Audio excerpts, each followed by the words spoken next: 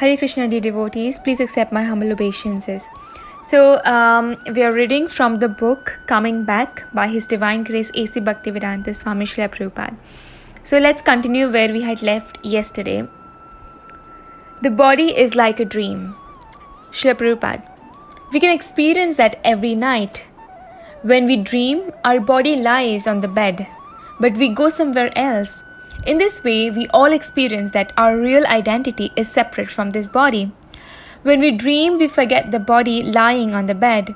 We act in different bodies and in different locations. Similarly, during the day, we forget our dream bodies in which we traveled to so many places. Perhaps in our dream bodies, we flew in the sky. At night, we forget our waking body. And in the daytime, we forget our dream body. But our conscious self, the soul, still exists, and we remain aware of our existence in both bodies. Therefore, we must conclude that we are not any of these bodies. For some time we exist in a certain body, then at death we forget it. So the body is really only a mental structure, somewhat like a dream, but the self is different from all of these mental structures. That is self-realization. In Bhagavad Gita, Lord Krishna says, Indriyani paranyahur indriyebhya param mana manasastu para buddhir yo buddhe paratastu sa. The working senses are superior to dull matter. Mind is higher than the senses. Intelligence is still higher than the mind, and he, the soul, is even higher than the intelligence. Bhagavad Gita 3.42. Professor Durkheim, earlier today you spoke about the false ego. Did you mean that the real ego is the soul? Srila Prabhupada. Yes, that is the pure ego. For instance, now I have this 78-year-old Indian body, and I have this false ego that thinks I am Indian, I am this body. This is a misconception. Someday, this temporary body will vanish and I'll get another temporary body. It's just a temporary illusion. The reality is that the soul, based on its desires and activities, transmigrates from one body to another. Professor Durkheim, can consciousness exist apart from the material body? Srila Prabhupada, yes. Pure consciousness, the soul, does not need a material body. For instance, when you dream, you forget your present body, but you still remain conscious. The soul, the consciousness, is like water. Water is pure, and as soon as it falls from the sky and touches the ground, it becomes muddy. Professor Durkheim, yes. Srila Prabhupada, similarly, we are spirit souls. We are pure. But as soon as we leave the spiritual world and come in contact with these material bodies, our consciousness becomes covered. The consciousness remains pure, but now it is covered by mud, this body. And this is why people are fighting. They are wrongly identifying with the body, thinking, I am German, I am English, I am black, I am white, I am this, I am that. So many bodily designations. These bodily designations are impurities. This is why artists sculpt or paint nude figures. In France, for example, they regard nakedness as pure art. Similarly, when you understand the nakedness or true condition of the spirit soul without these bodily designations, that is purity. Professor Durkheim, why does it appear to be so difficult to understand that one is different from the body? Everyone knows I am not this body. Srila Prabhupada, it is not difficult. You can experience it. It is only because of foolishness that people think differently. But everyone really knows I am not this body. This is very easy to experience. I am existing. I understand that I have existed in a baby's body. I have existed in a child's body and also in a boy's body. I have existed in so many bodies, and now I am in an old man's body. Or for example, say you have now put on a black coat.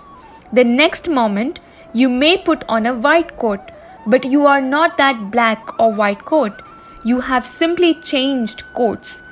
If I call you Mr. Black Coat, that is my foolishness. Similarly, in my lifetime, I have changed bodies many times, but I am not any of these bodies. This is real knowledge. Professor Durkheim. And yet, isn't there a difficulty? For instance, you may have already intellectually understood very well that you are not the body, but you may still have the fear of death. Doesn't that mean you didn't understand it by experience? As soon as you have understood by experience, you should have no fear of death, because you know that you can't really die. Srila Prabhupada. Experience is received from a higher authority, from someone who has higher knowledge. Instead of my trying to experience for years and years that I am not this body, I can take the knowledge from God or Krishna, the perfect source. Then I have experienced my deathlessness by hearing from a bona fide authority. That is perfect. Professor Durkheim. Yes, I understand. Srila Prabhupada. Therefore, the Vedic instruction is Tat Vidnartham Sagurum Eva Bigaschet. In order to get first-class experience of the perfection of life, you must approach a guru. And who is a guru? Whom should I approach? I should approach someone who has heard perfectly from his guru. This is called disciplic succession. I hear from a perfect person and I distribute the knowledge in the same way, without any change. Lord Krishna gives us knowledge in Bhagavad Gita, and we distribute the same knowledge without changing it. Professor Durkheim. Over the past 20 or 30 years, there has been a great awakening of interest of spiritual topics in the western part of the world. But on the other hand, if the scientists want to eliminate the human self, they are well on the way to doing it with their atomic bombs and other technical innovations. If they want to guide humanity to some higher goal, however, then they have to stop looking at man in a materialistic way through their scientific spectacles. They must look at us as we are, conscious selves. The goal of human life. Srila Prabhupada. The goal of human life is self-realization or God realization. But the scientists do not know that. Modern society is presently led by blind and foolish man. The so-called technologists, scientists, and philosophers do not know the real aim of life. And the people themselves are blind as well. So we have a situation in which the blind are leading the blind. If a blind man tries to lead another blind man, what type of results can we expect? No, this is not the process. One must approach a self-realized person if he wants to understand the truth. More guests enter the room. Disciple. Srila Prabhupada, these gentlemen are professors of theology and philosophy. And this is Dr. Dara. He is the leader of a society for study of yoga and integral philosophy here in Germany. Srila Prabhupada greets them and the conversation resumes. Professor Durkheim. May I ask another question? Isn't there another level of experience that opens the door to some deeper consciousness for the common man? Srila Prabhupada. Yes, that experience is described by Krishna in Bhagavad Gita 2.13.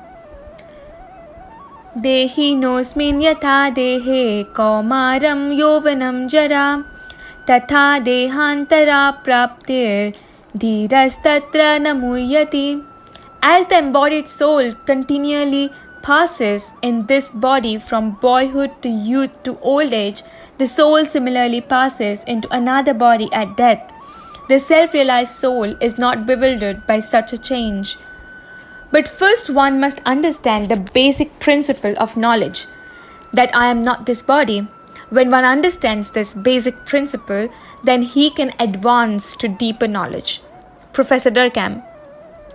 It seems to me that there is a big difference between the Eastern and Western approaches to this problem of body and soul. In the teachings of the East, you have to become free of the body, whereas in Western religions, a person tries to realize the spirit within the body. Shri Prabhupada. This is very easy to understand. We have heard from Bhagavad Gita that we are spirit, that we are within the body. Our sufferings come about because of our identification with the body. Because I have entered into this body, therefore I am suffering. So either Eastern or Western, my real business should be how to get out of this body. Is that point clear? Professor Durkheim. Yes, Shri Prabhupada. The term reincarnation means that I am a spirit soul who has entered a body. But in my next life, I can enter another body. It may be a dog's body, it may be cat's body, or it may be a king's body.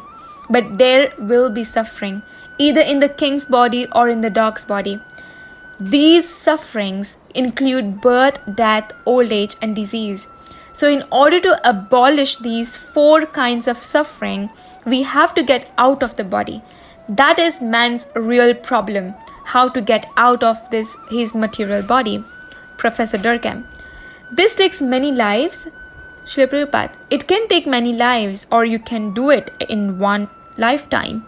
If you understand in this life that your sufferings are due to this body, then you should inquire how to get out of the body. And when you get that knowledge, you will know the trick, how to get out of the body immediately. Professor Durkheim. But that doesn't mean that I have to kill the body, does it? Doesn't it mean that I realize my spirit is independent from my body? Shri Prabhupada. No, it isn't necessary that the body be killed. But whether your body is killed or not, someday you will have to leave your present body and accept another one. That is nature's law, and you cannot avoid it. Professor Durkheim. It seems that there are some points here which are in accordance with Christianity as well. Shri Prabhupada, it doesn't matter whether you are a Christian, Muslim or Hindu. Knowledge is knowledge. Wherever knowledge is available, you must pick it up. And this is knowledge. Every living being is imprisoned within a material body. This knowledge applies equally to Hindus, Muslims, Christians, everyone. The soul is imprisoned within the body and must therefore undergo birth, death, old age and disease. But we all want to live eternally. We want full knowledge. We want full blissfulness. To attain this goal, we must get out of the body. This is the process. Professor Dara. You stress the point that we must get out of the body. But shouldn't we accept our existence as human beings? Shri Prabhupada. You propose accepting our existence as human beings. Do you think that existing within this human body is perfect? Professor Dara. No, I don't say it is perfect, but we should accept this and not try to create some ideal situation. So for today, we'll end here. Srila Prabhupada ki Jai. Thank you very much.